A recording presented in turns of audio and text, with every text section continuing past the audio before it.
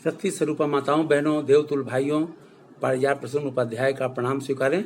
आइए गायत्री मंत्र से कार्यक्रम प्रारंभ करते हैं। पहले गायत्री मंत्र, तब पंचांग, उसके बाद राशिफल, उसके बाद उसकी चर्चा, प्राणायाम की चर्चा जो बची हुई है उसे पहले कर लेंगे और राशिफल बाद में करेंगे, जैसा जैसा उचित होगा। आइए। ओम भूर्भुवः स्वः तत्सवितुर्वरेण्यं भर्गो देवस्य धीमहि धियो यो नः प्रचोदयात्। पंचांग। आज युगात 5123 विक्रम संवत 2078, शक संवत 1943, ज्येष्ठ मास कृष्ण पक्ष चतुर्दशी तिथि, दिन के 1:18 तक, तदुपरांत अमावस्या तिथि, तदनुसार 9 जून 2021 दिन बुधवार है। आज कृतिका नक्षत्र दिन के 8:54 तक, तत्पश्चात रोहिणी नक्षत्र। राहु काल आज बुधवार को राहुल काल दिन के 12:26 से दिन के 2:06 तक रहेगा।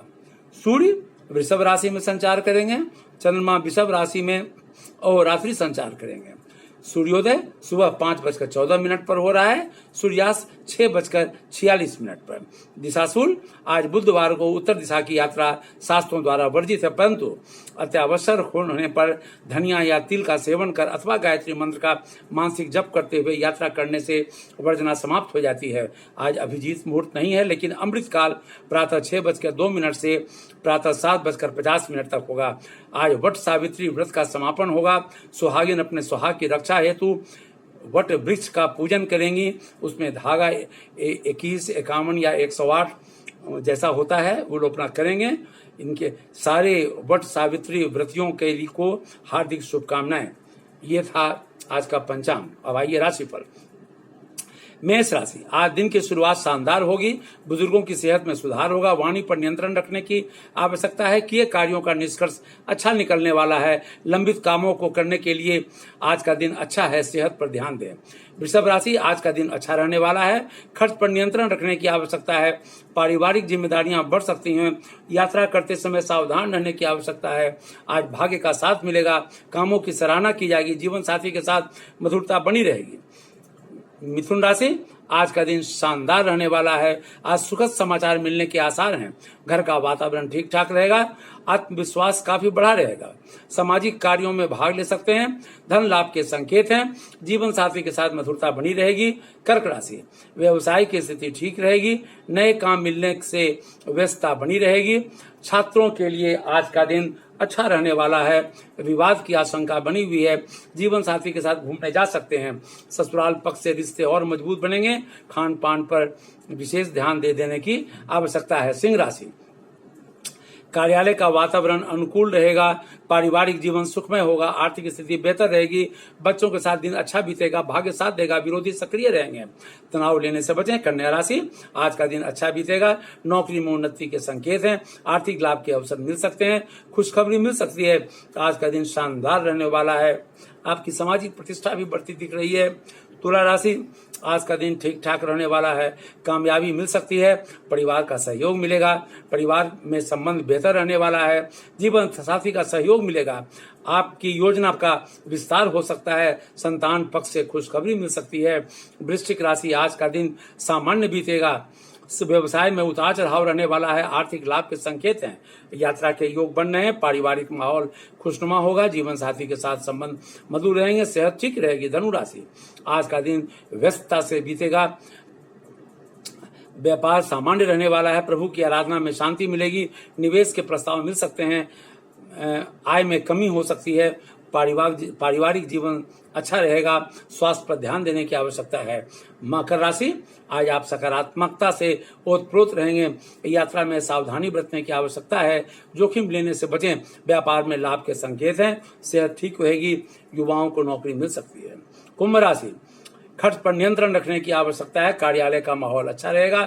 छात्रों को सफलता मिलेगी। मानसिक रूप से आप स्वस्थ रहेंगे। दाम्पत्य जीवन मधुर होगा। यात्रा के योग बन रहे हैं। योजना फलीभूत होगी। मीन राशि। आज आप सकारात्मक रहेंगे। धन संबंधी स्थिति ठीक रहेगी। तनाव दूर होंगे। छात्रों को सफलता मिल सकती है। परिवार के लोग सहायतार्थ रहेंगे। कार्य क्षेत्र में नए अवसर मिल सकते हैं। जीवन साथी की सलाह अवश्य लें। अब आइए प्राणायाम की चर्चा करते हैं। जैसा कि हमने बताया था कि 96 प्राणायामों में से 9 प्राणायाम इस प्राणमय कोश के विकास हेतु आवश्यक है। अब उसमें हम लोगों ने अभी तक बात की लोम विलोम, सूर्य भेदन, उज्जाई, शीतकारी, शीतली और भस्त्रिका। अब आइए भ्रामरी प्राणायाम। पद्मासन लगाकर नेत्र बंद करके रखें। भ्रिकुटी के मध्य भाग में ध्यान खींचे, जालंधर बंद लगाइए, फिर नाक द्वारा भ्रमर नाद के समान गुंजन स्वर करते हुए पूरक कीजिए।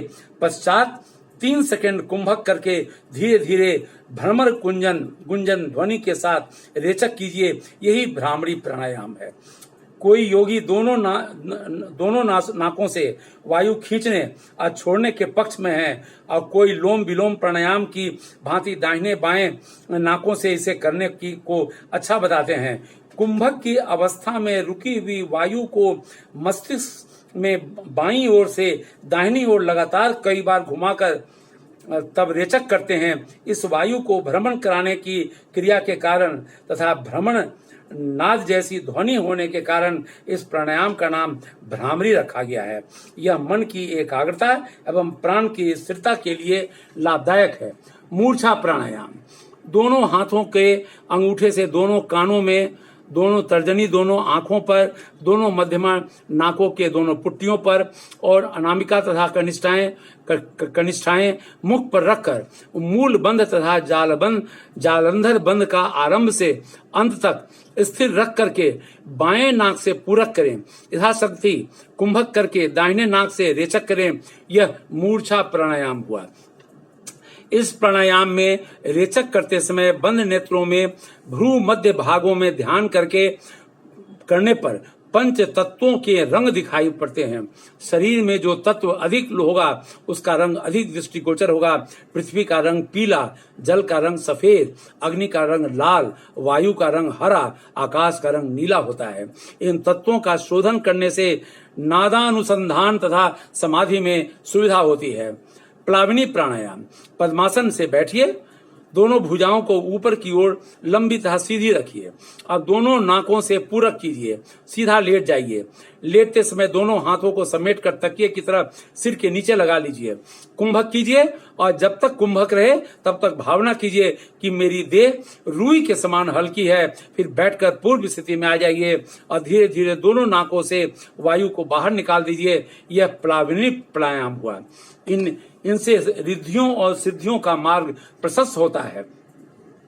किस प्राणायाम को किस मात्रा, किस प्रयोजन के लिए किस प्रकार जागृत किया जाए, इसका निर्णय करना इतना सुगम नहीं है कि उसे एक सांस में बता दिया जाए।